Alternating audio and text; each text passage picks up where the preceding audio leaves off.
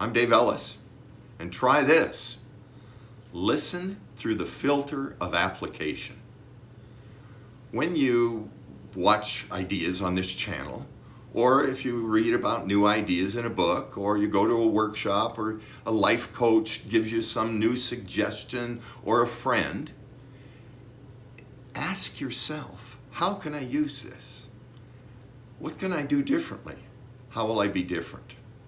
Now, this is a lot different than how most people listen to most ideas. They listen not through application, but through evaluation. It looks like this. I don't agree with that.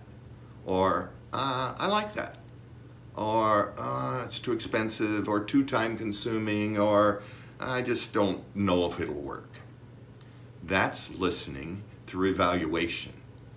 But I'm recommending you listen through application and ask yourself, how can I use this? How will I be different? And what will I do differently?